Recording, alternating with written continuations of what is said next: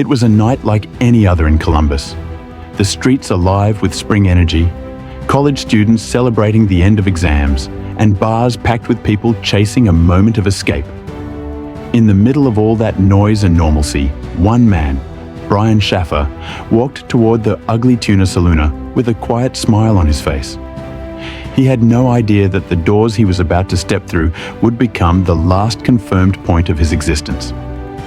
Inside, the bar pulsed with music, drinks clinking, strangers brushing past each other. Dozens of cameras watched every movement, every entrance, every exit. Yet somehow, in a place overflowing with life and visibility, Brian stepped in and was never seen stepping out. For investigators, this moment became more than a missing person case. It became a paradox, a real-life disappearing act performed in front of a city of witnesses. As the footage was slowed down frame by frame, investigators kept asking the same impossible question. How does a man vanish from a building that has only one way in and one way out? It was a disappearance so clean, so silent, and so unexplainable that people began comparing it to aviation's greatest mystery. Brian didn't just go missing, he simply ceased to exist. The same way Flight MH370 vanished from radar, without warning, without evidence, without logic. To understand the depth of this mystery, you have to understand the night leading up to it. Brian had been dealing with enormous stress, medical school pressure, long nights, a recent heartbreaking loss, the death of his mother, whom he deeply loved. Yet despite all of that evening he seemed lighter, almost hopeful. He and his friend Clint decided to go bar hopping, celebrating the start of spring break. Witnesses recall him smiling, laughing, making small jokes, even talking about a planned getaway trip with his girlfriend Alexis. He didn't look like someone who wanted to disappear. He didn't talk like someone hiding fear. He didn't behave like someone standing at the edge of something dark. But sometimes the final hours of a person's trace look perfectly normal. Sometimes the calm before a disappearance feels so natural that no one even realizes it's a goodbye. And as the night continued, every step Brian took seemed completely ordinary, until it wasn't. At exactly 1:55 a.m., the camera above the escalator captured Brian walking toward the entrance of the ugly tuna saloona. He pauses, smiles, and speaks to two young women. Then he turns, steps inside, and blends into the late-night crowd. The bar had multiple cameras covering nearly every inch of its interior.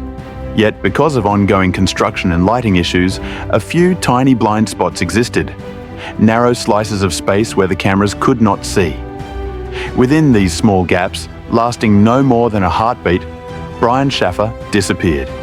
Investigators searched every frame of every camera in the area. Bars above, bars below, the street outside, the stairwell, the alley. Not a single piece of footage showed Brian leaving. Not through the front, not through the service door, not through emergency exits. He didn't reappear anywhere in the footage again.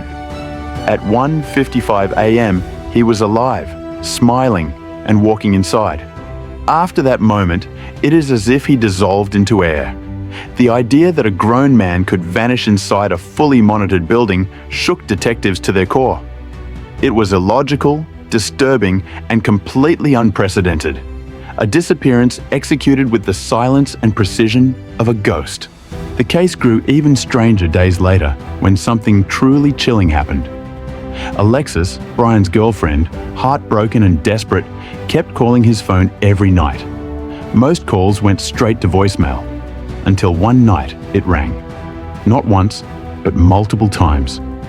The ring was unmistakable. 3 to 4 full rings before the voicemail activated. That meant the phone was not dead. It was turned on, or someone turned it on. The carrier confirmed, yes, the phone did register an active signal before going offline again. But where was it? The signal pinged off a tower near Hilliard, Ohio, miles away from the bar where Brian was last seen. Police dispatched search teams. They combed through forests, railroad tracks, abandoned buildings, drainage pipes, old barns, everywhere. and every time they got close, the signal disappeared. It was as if the phone was flickering on and off in some hidden corner of the world, kept alive just long enough to feed hope before slipping back into the dark. To this day, no one knows if those calls were from a malfunction, a glitch, or something else. Detectives launched one of the largest searches in Ohio's history. Cadaver dogs were brought in to sniff around every inch of the bar, its wiring tunnels, air ducts, back corridors, and maintenance rooms, not a single scent. Firefighters checked the roof, emergency ladders, and every locked area in the building. Still nothing. City workers searched nearby construction pits, believing Brian may have fallen in no trace. The police examined footage from every nearby business, restaurants, parking garages, street cameras, in hopes that Brian had simply taken an unmonitored path. But every frame told the same story. He never came out.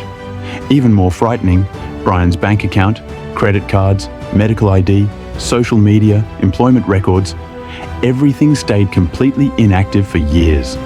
No money withdrawn, no travel, no phone activity, nothing.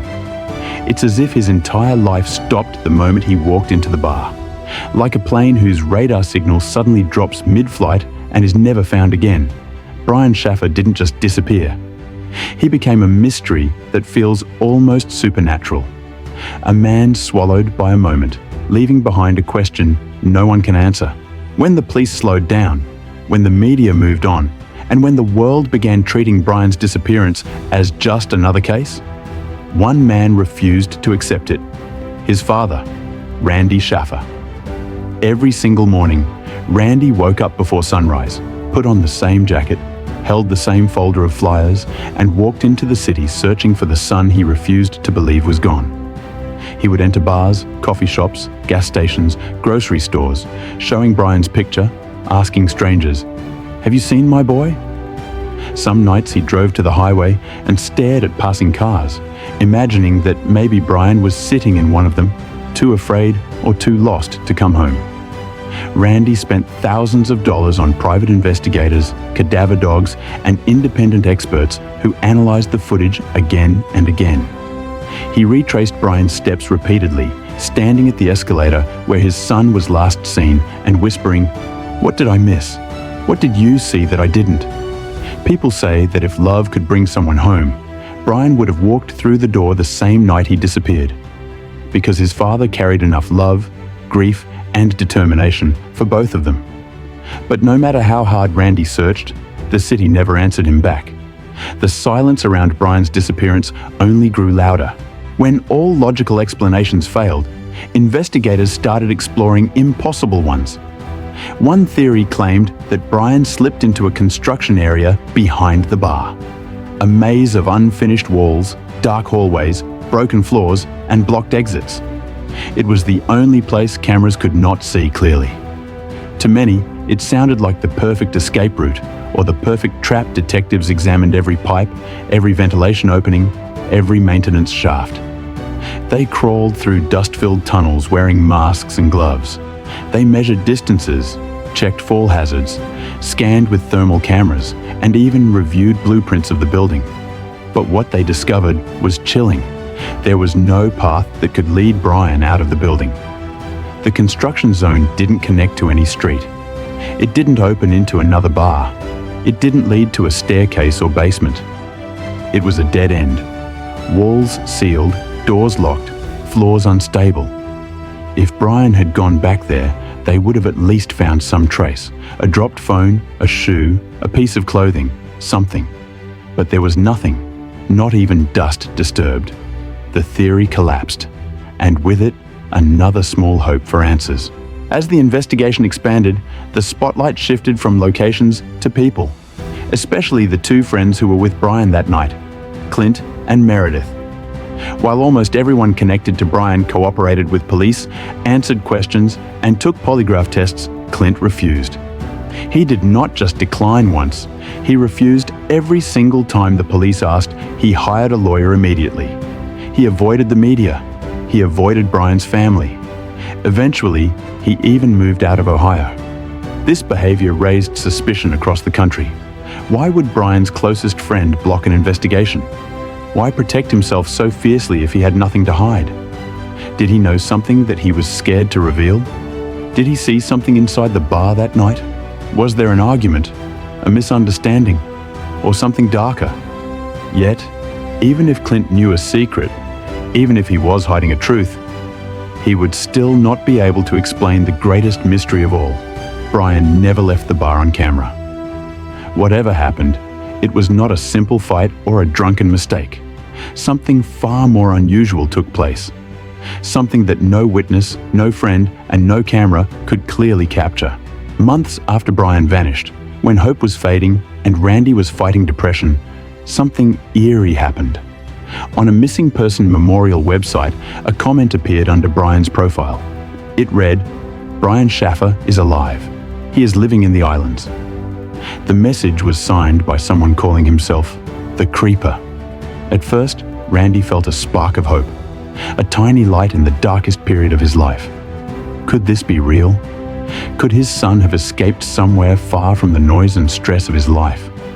Police traced the IP address, but it led to a public access point, a location used by dozens of people every hour. There was no way to tell whether it was a cruel joke or someone who genuinely knew Brian's fate. The message left Randy shaken. He printed it, folded it, and kept it inside his wallet.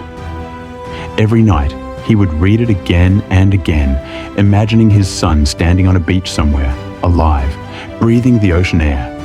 But deep down, he also knew that people on the internet could be monsters too, capable of tormenting grieving families just for entertainment. The message remained a wound that never healed, a clue with no answer. 2 years later, tragedy struck the Shaffer family once again. Randy, the father who spent every waking hour searching for Brian, died in an accident outside his home. Neighbors found him near the driveway where he had been cleaning storm debris. Some say he simply collapsed from exhaustion. Others say the weight of grief finally broke him. At his funeral, people shared heartbreaking stories. How Randy kept Brian's room untouched, how he organized search groups every weekend, how he stood in the cold outside the ugly tuna, handing out flyers while the world walked past him. He never gave up, not even for a day. On the same memorial site where the mysterious message once appeared, someone posted a final tribute. "Randy never stopped looking for you, Brian." And that was the truth. Randy died with the same question that haunts everyone who studies this case. How can a man walk into a bar and never walk out? A disappearance so clean, so silent, and so impossible that investigators still call it one of the most baffling mysteries in American history.